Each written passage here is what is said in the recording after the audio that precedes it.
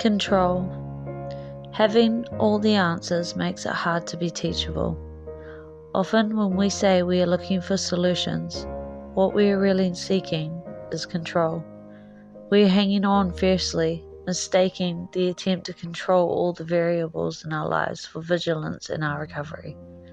We find that the defects we accept and forgive are more likely to be removed than those we fight against and try to control.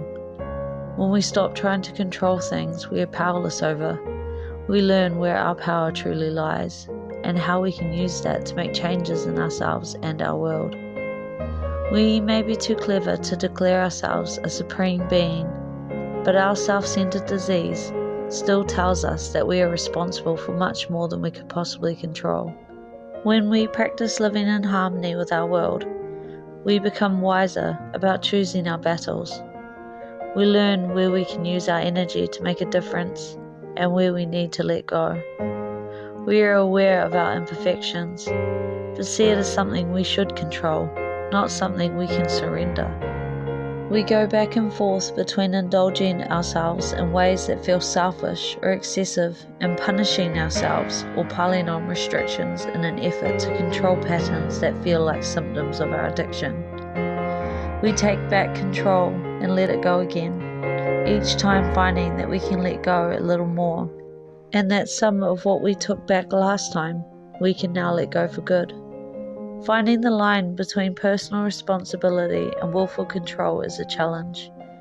The real surrender is surrendering to the fact that I will be surrendering for the rest of my life. When we step back and do some inventory, we can see that our willingness to disappear into someone else's needs was not selfless at all, but rather a reach for control. Being indispensable makes some of us feel important, just as being taken care of does for others. I let my kids take the lead on love. They showed me warmth and nurturance I hadn't known before, and I learned to stop controlling and just enjoy. On the other hand, some of us want to take responsibility for more than we could possibly control. We see our children struggling and want to blame ourselves for their difficulties. It's another kind of self-centeredness to see our child not as who he or she is, but as a reflection of ourselves, our parenting, or our decisions. We are the only ones whose recovery we have any control over. Letting go of expectations can be a nice name for letting go of control. After getting through a hard time clean, a member said, I needed to fail. I was completely out of control because I thought I was completely in control. We respond to our own fear by getting more controlling and create more problems as a result. Awareness is not the same as control. Surrender is a shift in perception.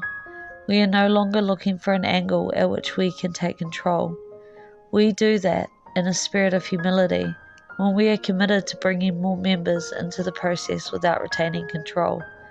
Participating without seeking the illusion of control sets the model for the rest of our lives.